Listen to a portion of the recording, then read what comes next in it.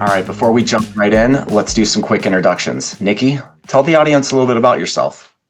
Thanks, Thad. Hi, everyone. My name is Nikki Jansen, and I serve as a planning analyst for Definitive Healthcare. And I am responsible for leading our business intelligence team in developing visualizations that will help our customers take complex data questions and make them insightful and actionable. I've probably been in the seat some of you are in for I was in that seat for over 20 years doing this type of analysis. So I have a passion for transforming data into actionable insights. Awesome. Thank you, Nikki. My name is Thad Chastain. I'm currently the Director of Strategic Partnerships here at Definitive Healthcare on our provider vertical.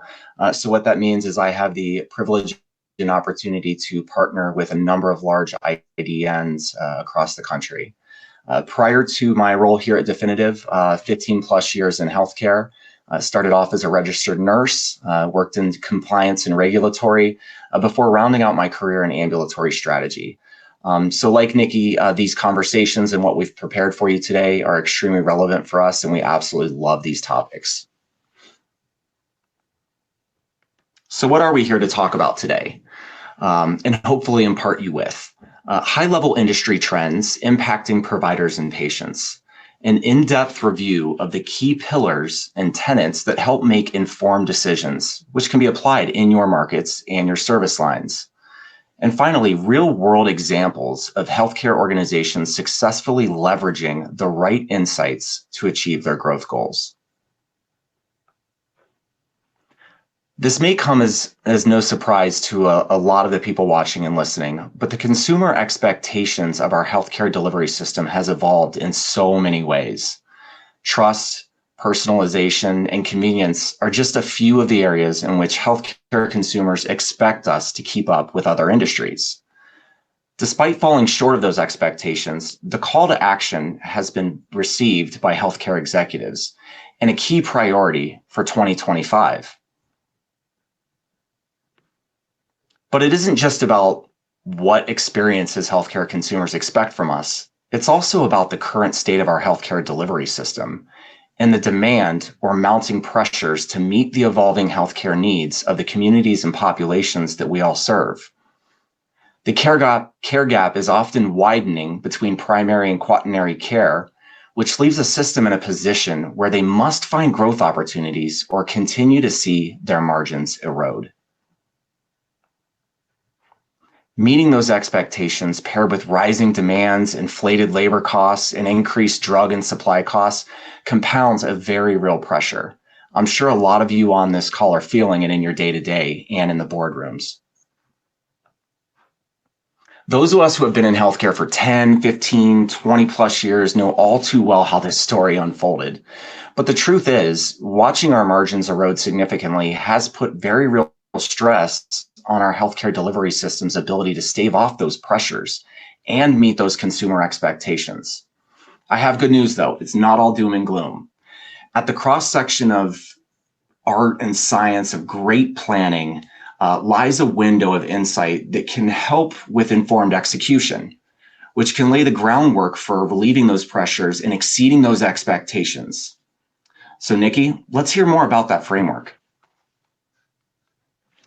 Okay, thanks, Thad. So how will organizations make informed decisions? Well, hopefully they have a robust strategic plan that they're working from, or they're in the process of building one. Definitive Healthcare is aligned with organizations to help with our tools, helping organizations develop their strategic plan, or we can help them execute on their strategic plan, hopefully both. So what is included in strategic plans? A lot of times there's going to be a recruitment strategy. What providers do we need or want in our markets? Access to care. Are our patients able to access the services they need? Should certain services or procedures be prioritized to expedite patient access? There's going to be procurement decisions. What supplies do we need to do this? What technologies do we need? What technologies have we promised to providers in our service lines? So how do organizations bring this together? There's going to be qualitative pieces and quantitative data to inform or execute their strategic plan. So that's that cross section in the middle of our Venn diagram. Quantitative includes descriptive and non-numerical concepts, thoughts, patient feedback, which is applied to the quantitative numerical data to identify patterns in the data, including patient counts and patient feedback through survey ratings. So qualitative and quantitative data work together to form and execute a strategic plan, and market intelligence is one very robust and important piece to the puzzle that we'll be looking at today. This is definitely not the first time Nikki's done this, if you can't all tell. I want to call out the word market intelligence because it can mean a lot of things, right? So what we've done is defined and categorized any great market intelligence investigation into three main pillars. One, measuring market size and share. Two, assessing patient healthcare utilization. And three, understanding the competitive landscape. The first pillar that we're going to talk about is measuring market size and share. For the client use case Nikki walks through, we'll be focusing on three core tenets in that first pillar: a market trend analysis, patient migration patterns, and provider volume trends. All right, Nikki, let's go ahead and kick it off. Okay, thanks, Thad. So we are here to help health system strategic planners. And so to do this, the first core tenet is to understand the volume of neuroscience patients for their use case. They want to look at their market based on the patients in this market where they receive their care, where they get treatment, and who provides their care. So as we look at this, we're going to employ some of our visualizations to help us with this use case. So in this particular visualization, we're trying to look at the addressable procedural market for neuroscience patients. So we can see in our KPI bar, there's just over 24,000 unique neuroscience patients in this market receiving procedural care. We can see that that's increased slightly over the previous year at 0.2%. And these patients represent over 47,000 claims, which has increased 2.7 over the last year. So what does this mean? We know how many patients are receiving care. They're producing about two claims per patient. And we want to understand more about the demographic detail. So on the left, the map is showing us where the patients originate from and highlights two zip codes in the middle of this market area. On the trend line to the right, we see that the year-over-year trend for these unique patients shows the patient population has returned to pre-COVID volumes, but not as high as it once was. So there could be growth opportunity existing here to return to pre-COVID volume. More of the demographics, we see 61% of these patients are female, and the largest age group is 45 to 64. We want to keep all these aspects in mind as we continue planning for this neuroscience service line. Next, we want to see where do these patients receive treatment and who provides it. So continuing on with our 24,000 patients and claims, this market is generating 136,000 neuroscience procedures. From our KPI bar here, we can see that our health system's in-network service location share is 14.6%. We'll keep that number in mind as we move through our analysis as well. In our KPI bar, we also see that this is distributed amongst 440 locations, of which we have 3.1% of those locations. And there's about 3,000 performing providers, of which we have very little share. So this tells me this market is very fragmented. Maybe there's an opportunity to understand these providers and if we could potentially align with any of them. So on the left in the map, we see the density of procedures performed at service locations by zip code. And to the right of the map, we see service locations that are listed with procedural volume and market share in descending order. So our health system is highlighted in orange as an in-network service location, and our health system's top location is the market share leader with 10.3% of our total 14.6% share. On the bottom left, we see the market share leaders by performing provider, and we note that our top performing provider is ranked 8th overall for procedural volume. As we see these fragmented performing providers, maybe there's an opportunity to bring some more providers into our practice. So on the bottom right, we can also analyze the top specialties of the performing providers ranked by procedural volume and share. Now we'll move on to who are the patients leaving my market. We want to understand patient migration and where they're going. So on the left, we can understand those locations by the performing provider or service location. We can see that most of the patients are leaving the market at 775 patients over a 12-month period. Year over year, we're seeing that same number of patients leaving this market to our top competitor. So what do we want to do with that information? We want to understand a little bit more about these patients. How can we get them back to our system? Again, we're going to look at the demographics of these patients and where they live, and we see those 2 zip codes are same highlighted. So there may be some service locations right outside this market that they're traveling to. We can still see predominantly that they're female, and we can see that the age groups are pretty large, between that 45 and 85-year-old mark. So where are they going? We can see that this top competitor is taking these 775 patients to their location. We can see 521 of these patients received care for pain management. So we know that that's the largest subservice line that these patients are traveling for care. There may be an access issue within their market that we could address with our own health system. So keep these 520 patients and about almost 2,000 procedures that they make up in the back of your mind as we move to the next pillar. Nikki, if you're asking me to remember those numbers, we've definitely ran out of hope, but I promise I'll try my best. Awesome start, though. Having a good foundational understanding of your market size, market share, patient migration, and provider volumes is critical, but that's just the first pillar. Let's continue to build on this market assessment foundation with the second pillar, assessing patient healthcare utilization. This pillar includes 2 core tenets, procedural utilization and patient access to organizations and providers. I can't wait to hear more about this client example. All right, Nikki, back to you. Okay, so our health system strategic planner wanted to understand the types of neuroscience services patients in their market utilize, and if they can access our service if a specific type of treatment is needed. So how can we help them answer this question? So in this visualization, we are analyzing the top 10 subservice lines by volume of procedures, as well as the average charges and service location in network share. We want to understand which subservice lines will have the highest impact on procedure volume and share, as well as potential financial impacts. So we see that pain management has the highest number of procedures in this market. We can see that that's contributing to our overall market share of 14.6%.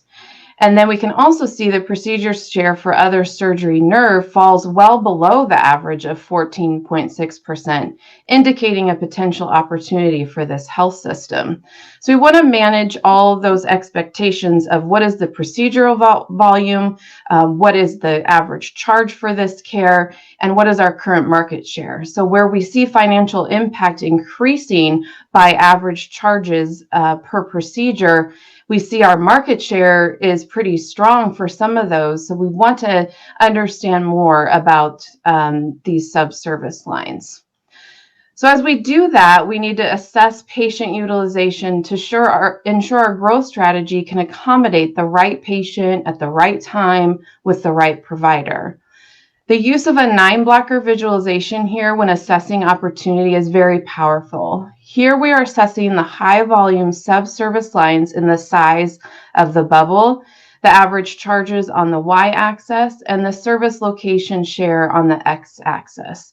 So what we're trying to stand here is with the high volume pain management procedures, how can we convert those average charges into total charges? So if we apply that to our market size, we would see that there's 123 million of total charges, of which our health system has 17 million. We want to do a little analysis here to understand how that will impact our organization. So if we were to increase our market share 1 percentage point, what would that equate to? It'd be about 543 additional procedures and $1.5 million in additional procedure charges. So additionally, other surgery nerve procedures account for $58 million in total charges and $4 million for this health system's share. Increasing market share 1 percentage point would equate to an additional 218 procedures and about $500,000 in procedures charges. So as a strategic planner, I am starting to see a path to growth for the neurosciences service line based on this market intelligence data, but I need to understand a bit more about my competitors. Perfect. And sounds like I'm off the hook for remembering any big numbers this time. That's definitely a win for me. Real revenue impact, Nikki. Thanks for sharing that. And to your point, I think we're still not done here. I guess in my experience, as working as a healthcare strategist and now strategic partner to some of the largest IDN clients that we have in the country, deep intelligence about healthcare utilization and access to care is definitely another essential piece to any market investigation. But I think what another part we should talk about, Nikki, and review is having a bigger picture or more holistic picture of what the competition is doing and their position in the market. So this brings us to our third pillar, understanding the competitive landscape. The two core tenets that roll up in any good market intelligence investigation from a competitive lens is first, understanding the competition's position in the market, and secondly, measuring their market share. So Nikki, let's hear more about how you've seen this accomplished with this client use case that you're walking through for neuroscience. Great. So next we're going to analyze the competitive market for these neuroscience procedures. So in this visualization, we want to analyze the competitive landscape of the market leaders by service location and how changes in procedural volume over the previous year has affected their market share. The service locations are ranked by volume and share on the left, with the change in procedural volume depicted in the middle, and the change in market share basis points on the right. And for context, a market share basis point change of 100 points equates to an increase in 1 percentage point in share.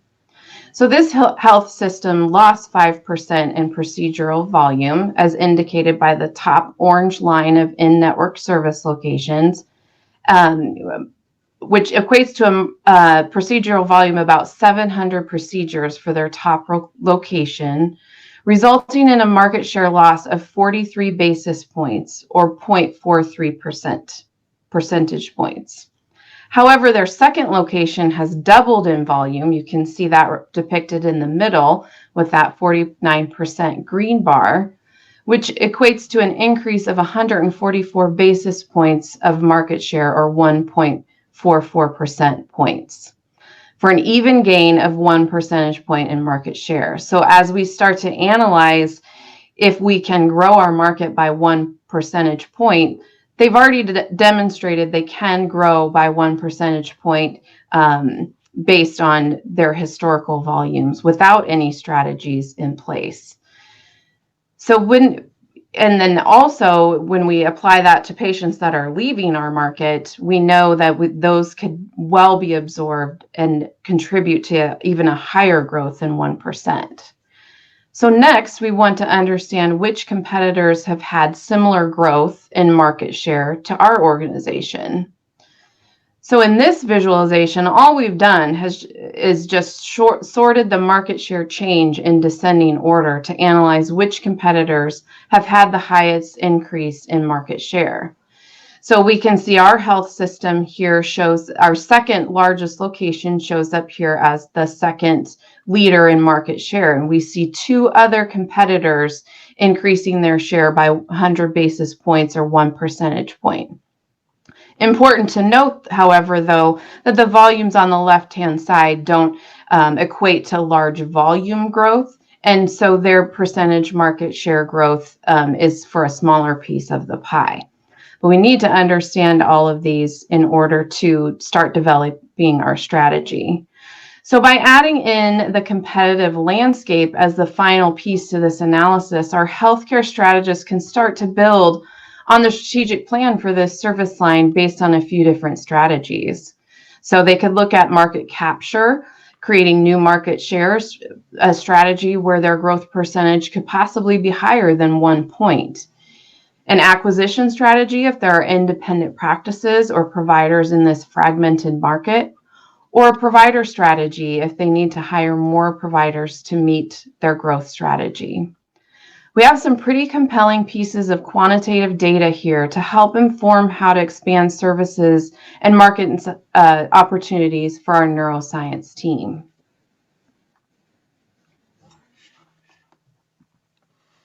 What a fantastic use case that you've walked us through, Nikki.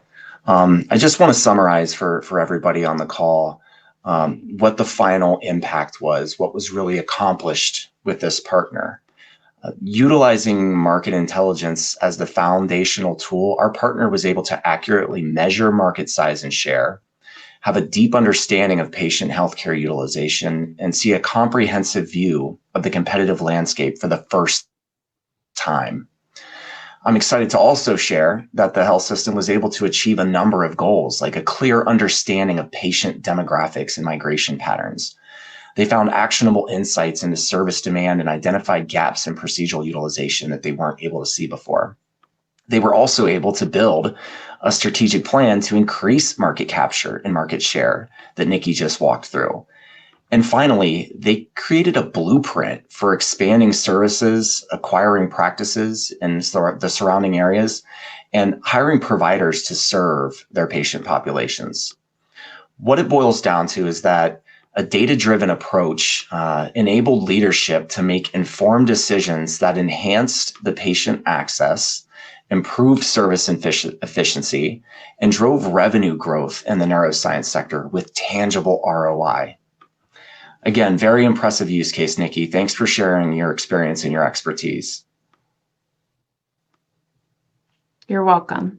Well, that concludes our webinar Thank you. That concludes our webinar presentation, but the Q&A is still open, and we're happy to take any questions that come through. If we can't get to all your questions, I'll check the bank here in a moment. We'll definitely make sure to follow up with you. If you'd like to learn more about market intelligence, please don't hesitate to reach out. We're happy to be a resource for you. All right, let's see if we had any questions come through. Looks like there are two. All right, first question.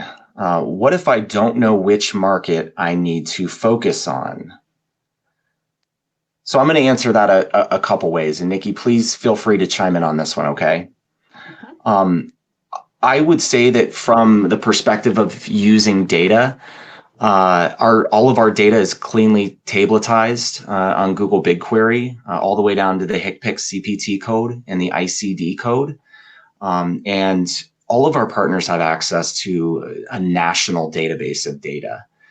So there is no scenario in which you're gate kept in what markets you want to look at and how deep you want to look into the data. If I didn't answer that question the right way you were looking for, please feel free to submit another one, or you can follow up and we can make sure to talk about it in more detail. All right, second question here. How can we explore covering data gaps that we have from our current tools in internal data sources? That's a great question, and that does in many different forms. I'm sure Nikki would agree that question does come up very often. So part of and I'll take part of my last response to the first question. Part of that data being cleanly tabletized also means that that data is democratized. I like alliterations if you can't tell. And because that data is democratized, we're able to provide access to that data so that it can be integrated into just about any tool that you have. Power BI, Tableau, or maybe a different BI tool that your system would use. In addition to that, we often do CRM integrations. If you have a data lake or a data warehouse and you want to do more advanced layering and modeling with some of your internal sources of data, that is also something that we frequently see done. So that democratized data access, what it does is it allows you to fill in those gaps and have access to our data for pretty much any exercise that you'd want to run. All right. Jason Miller, do data assets include access metrics, say time to first appointment for a specialist? That's a really great question, Jason. So when we look at pathways data, and Nikki, you can chime in here as well. When a claim is submitted with a unique patient token and they see provider X, and then subsequently they see provider Y or Z or some other, numeric or letter, the time in which that claim is submitted is always going to be tracked in the span between the first provider visit and then subsequently whatever provider visit downstream that patient token appears on the claim for. That's correct. And I think that's a great tee up to the second part of this webinar. It is. It definitely is. Jason, if I didn't answer that perfectly, please don't hesitate to reach out. Or I shouldn't say not perfectly, but if I didn't clarify deep enough for you, then please feel free to reach out and we'll make sure to get a more comprehensive response for you. Next question, how robust is your claims capture? So we are a qualified entity, which is a designation that CMS gives to certain organizations that go through a rigorous process. And so because of that, we get 100% of Medicare Parts A, B, and D. That is a hard pause. There is no exceptions to that. So all Medicare activity. Like many other data vendors in the industry, we do partner and procure a number of all payer claim sources from different clearinghouses across the country. If you're familiar with the nuances with commercial claims or all payer claims in the United States, you know that there's variability in different markets. If you live in a state with a closed system like Kaiser Permanente or Geisinger or UPMC, that often is a gap in terms of what data can be used. And if you also live in markets or work in markets where there's aggregators, for example, like Availity through Anthem, they often suppress their data as well and don't allow that to become available. So if you're interested in doing a market penetration report or market density report, we'd be more than happy to do that. Transparency is one of the foremost pillars of how our team engages with prospects and customers. Well, with that, this webinar was part one of a two-part series. I think somebody asked a great question to queue up for part two. In April, Leah Shea, our SVP of Product, and Emilio Rocco, our SVP of Provider and Market Solutions, will be talking about identifying key influencers to unlock your network's potential. You definitely don't want to miss out on part two. It's going to talk a lot about referrals or pathway connections and how to maximize insights, data, and make the most of those insights and that data. Well, thanks for joining, and I hope everyone has a wonderful day.